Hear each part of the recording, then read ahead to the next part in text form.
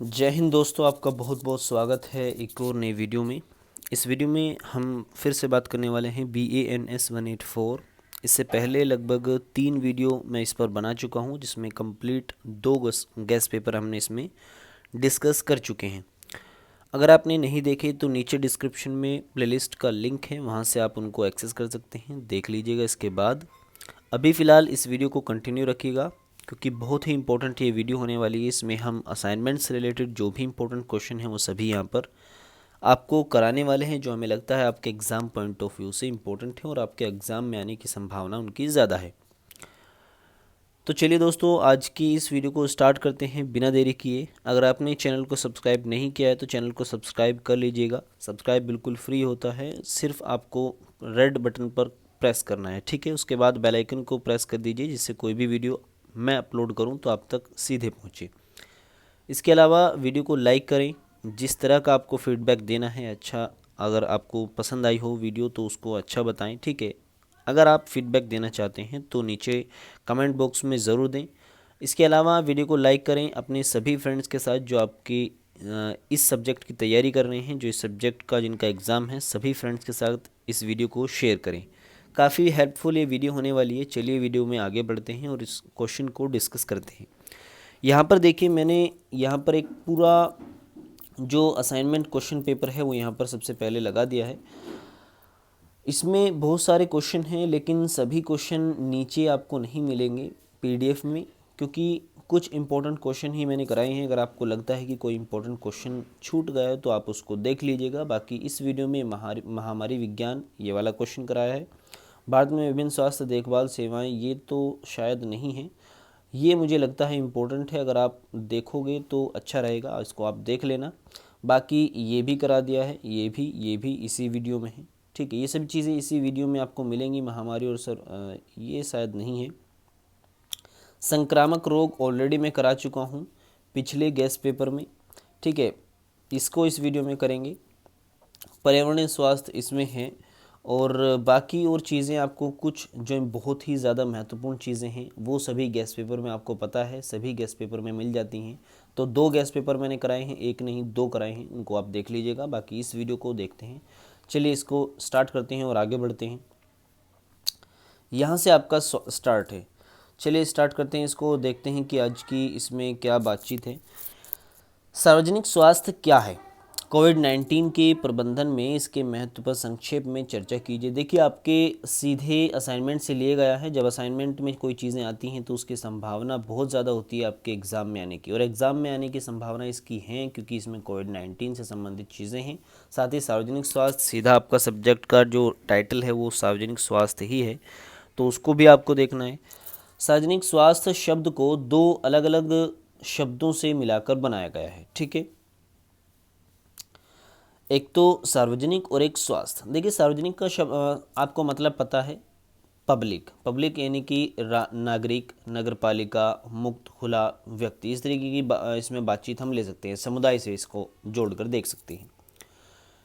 लेकिन अगर बात की जाए स्वास्थ्य की, तो स्वास्थ्य एक विभिन्न आयामी शब्द है जिसके बहुत सारे मतलब हैं, और हर एक व्यक्ति इसको अपने अपने दृष्टिकोण से अलग अलग तरीके से देखता है। किन्हीं व्यक्तियों के लिए स्वास्थ्य हो सकता है किसी बीमारी से मुक्त होना, यानी किसी व्यक्ति को कोई बीमारी है, अगर वो चाह रहा है कि मैं स्वस्थ जब होऊंगा, जब इस बीमारी से मैं मुक्त हो जाऊंगा।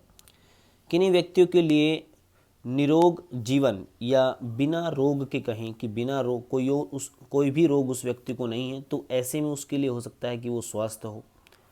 बहुत से लोगों को बीमारी है लेकिन वो फिर भी खुश हैं, तो उसको भी एक तरीके से स्वास्थ्य की कैटेगरी में रख सकते हैं, क्योंकि वो खुश है, ज़्यादा टेंशन नहीं है उसको। क्योंकि कुछ ऐसी बीमारी हो जाती हैं जो ठीक नहीं होने वाली, तो उसको भुलाकर कहीं ना कहीं अपने जीवन में आगे बढ़ना चाहता है। अगर कोई बीमारी है तो उसको भी एक स्वास्थ्य के दृष्टिकोण से देखा जा सकता है।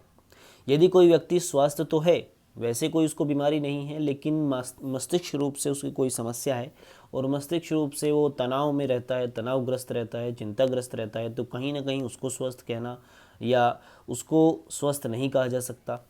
तो कहने का मतलब ये है कि स्वास्थ्य का मतलब जो है वो विभिन्न आयामी है, और इसकी कोई स्पष्ट परिभाषा अभी तक नहीं है।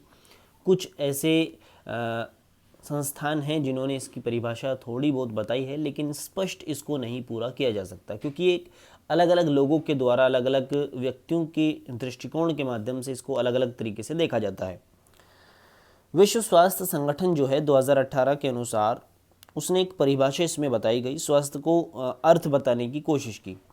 बीमारी को रोकने के लिए सभी संगठित उपायों और स्वास्थ्य को बढ़ावा देने तथा समग्र रूप से आबादी के बीच जीवन का बढ़ना, इसकी गतिविधियों का उद्देश्य ऐसी स्थिति प्रदान करना है जिसमें लोग स्वस्थ हो सकते हैं। तो ये बातचीत कहीं ना कहीं विश्व स्वास्थ्य संगठन के द्वारा कही गई है और ये अर्थ इसका समझाने की कोशिश की गई है। आगे इसमें देखते हैं, सार्वजनिक स्वास्थ्य को स्वस्थ और कल्याण को बढ़ावा देने और रक्षा करने, विज्ञान और समाज के संगठित प्रयासों के माध्यम से जीवन को विस्तार देने की कला के रूप में भी देखा जा सकता है। यूके के सार्वजनिक स्वास्थ्य संकाय के द्वारा ये परिभाषा, ये अर्थ बताया गया है। माननीय प्रधानमंत्री श्री नरेंद्र मोदी जी की अध्यक्षता में केंद्रीय मंत्रिमंडल ने इस साल यानी 2021-22 वित्तीय वर्ष 2021-22 के लिए 23,123 करोड़ रुपए की एक नई योजना बनाई है, जिसका नाम है भारत कोविड-19 आपात प्रतिक्रिया और स्वास्थ्य प्रणाली तैयारी पैकेज चरण 2। यानी इसका देखिए सीधा मतलब नाम से ही आप देख सकते हो, तो कोविड-19 की समस्या को दूर करना है पूरी तरीके से। साथ ही कोविड-19 की तरह जो संक्रामक रोग हैं या इसके अलावा और जो रोग हैं जो एकदम से फैल जाते हैं, जिनमें कहीं ना कहीं प्राथमिक चिकित्सा देना बहुत ज़्यादा महत्वपूर्ण है। अगर व्यक्ति को स्टार्टिंग में चिकित्सा मिल जाती है तो वो चीज़ें नियंत्रण में आ जाती हैं। तो इसकी पहले से तैयारी करना, इसका पूरा एक इंफ्रास्ट्रक्चर तैयार करना, एक स्ट्रक्चर तैयार करना, ढांचा बनाना, सभी लोगों को इस तरह की ट्रेनिंग देना, ये इस योजना में शामिल है। ठीक है, चलिए इसमें आगे बढ़ते हैं और देखते हैं। इस योजना का उद्देश्य बाल चिकित्सा देखभाल सहित स्वास्थ्य इंफ्रास्ट्रक्चर का विकास और उचित परिणामों पर जोर देने के साथ साथ शुरुआती रोकथाम, जैसे मैंने ऊपर बताया, शुरुआती रोकथाम, पहचान और प्रबंधन, यानी बीमारी की पहचान करना, उसका प्रबंधन करना, शुरुआती रोकथाम उस पर करना, इन सब चीज़ों पर एक त्वरित प्रक्रिया जताई जानी चाहिए। यानी त्वरित का मतलब रैपिड एक्शन होना चाहिए। कोई भी अगर समस्या है तो ये कम काम सबसे ये सारे काम सबसे पहले होने चाहिए और रैपिड में होने चाहिए। ये नहीं कि बाद में चीज़ों को देखा जा रहा है, चेकअप बाद में हो रहे हैं, दवाइयाँ बाद में, उपचार बाद में हो रहा है, जब उसकी स्थिति खराब हो गई है, ठीक है, तो उसका क्या फ़ायदा। तो इन चीज़ों को पहले से तैयार करके रखना इस योजना के माध्यम से सफल हो पाएंगे। आई होप कि ये जो योजना है अच्छी साबित हो। चलिए आगे बढ़ते हैं। अगला यहाँ पर क्वेश्चन है, देखिए जो क्वेश्चन पेपर है आपका, जो असाइनमेंट क्वेश्चन पेपर है, ये आंसर तो इसमें दिए गए हैं लेकिन कंप्लीट आंसर नहीं है। यहाँ पर सिर्फ आपको हिंट दी गई है जिसके माध्यम से पूरा समझना है। तो इसका कोशिश मत कीजिए कि आप, मैं पीडीएफ तो अपलोड कर दूंगा देखिए टेलीग्राम चैनल पर, लेकिन आप सोच रहे होंगे कि मैं पीडीएफ डाउनलोड कर वहाँ से पढ़ लूँ या पढ़ लूँ। तो ऐसी स्थिति में, एक मिनट,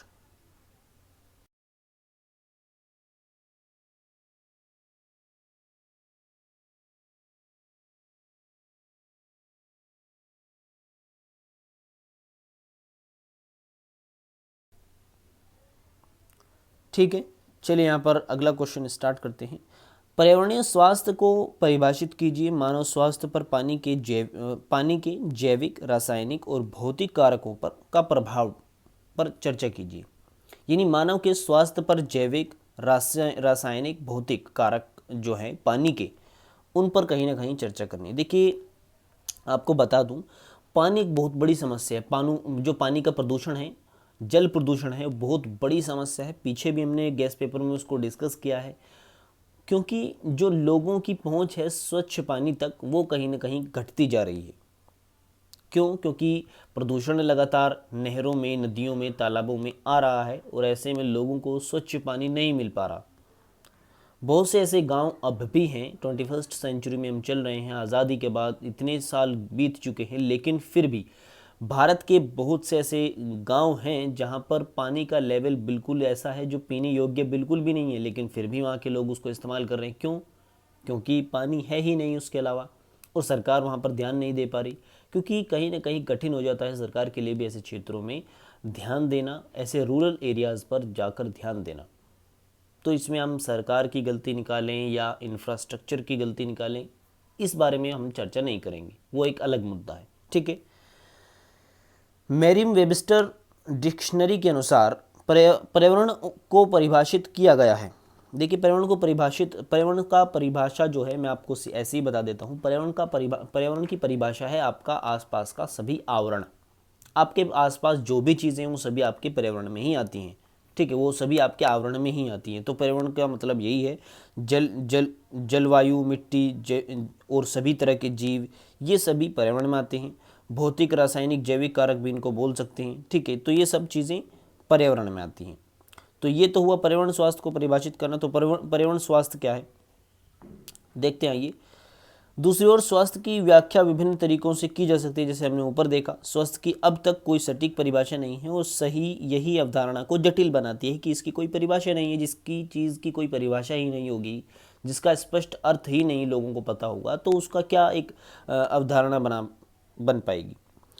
एक चिकित्सक के माध्यम से, यानी एक डॉक्टर के दृष्टिकोण से अगर देखें तो स्वास्थ्य केवल किसी बीमारी का दूर हो जाना है। यानी कोई व्यक्ति है उसके सामने और वो चाह रहा है कि ये व्यक्ति इस बीमारी से मुक्त हो जाए, तो वो स्वस्थ है। बहुत लंबे समय के लिए स्वास्थ्य को केवल इस तरीके से परिभाषित किया गया था, जो कि सही नहीं है। ईमानदारी से कहें तो ये बहुत ही संकीर्ण दृष्टिकोण है, क्योंकि व्यक्ति को एक बीमारी हो सकती है लेकिन तब भी वह स्वस्थ और खुश रह सकता है, महसूस कर सकता है इस तरीके का। तो तब क्या कहेंगे।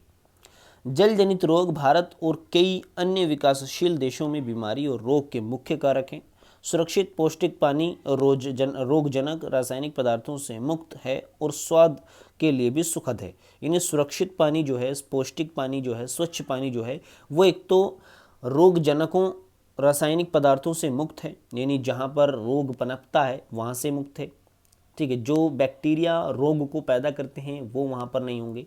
साथ ही रासायनिक पदार्थों से एक तरीके से वो मुक्त है, तो अच्छे तरीके से मनुष्य उसको उपयोग कर सकता है, लेकिन उस तक पहुँच नहीं है, लोगों की पहुँच नहीं है, और लोगों तक जो स्वच्छ पानी नहीं है वो नहीं पहुँचाया जा रहा।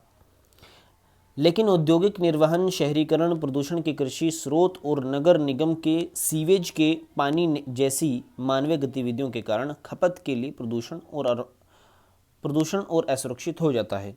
ठीक है, तो इस तरह की बातचीत इसमें है। मानव स्वास्थ्य पर पानी के जैविक, रासायनिक और भौतिक कारकों का यहाँ पर प्रभाव जो है उनको एक बार देख लेते हैं। छोटा सा इसमें दिया गया है। जल जनित रोग भारत और कई अन्य विकासशील देशों में बीमारी और रोग के मुख्य कारकों में से एक है। सुरक्षित और पौष्टिक, ये वही है जो हमने अभी ऊपर पढ़ा।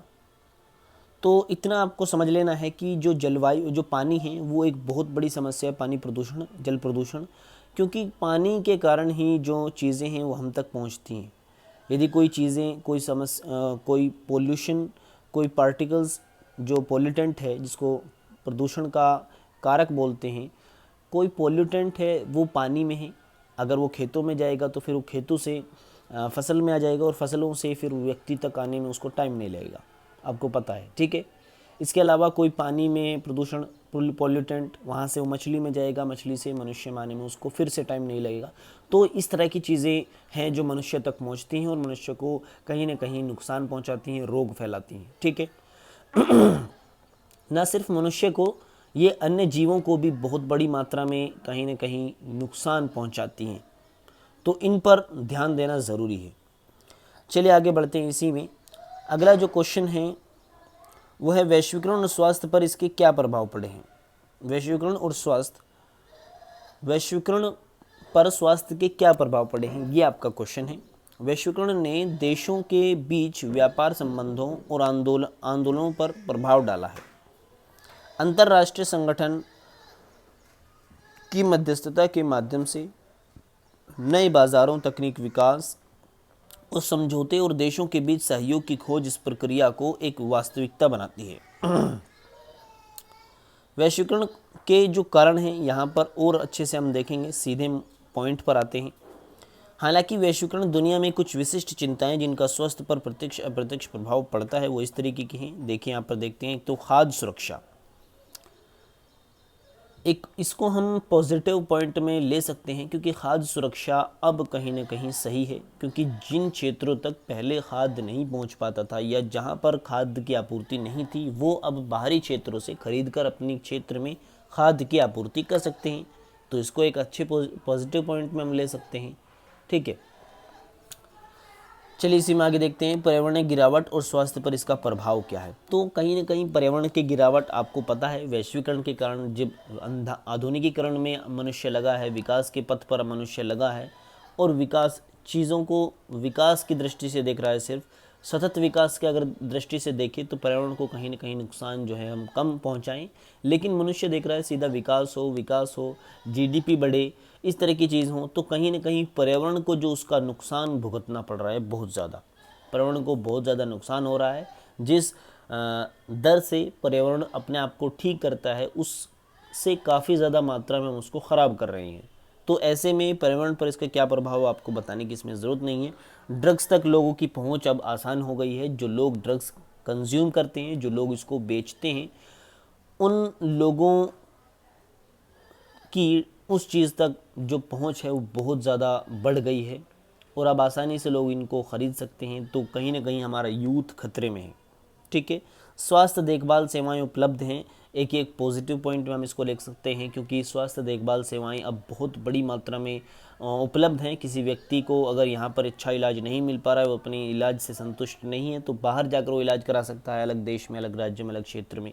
ठीक है, तो ये कहीं ना कहीं बहुत अच्छी चीज़ है। और बाकी चीज़ें आप इसमें देख लीजिएगा, यही है।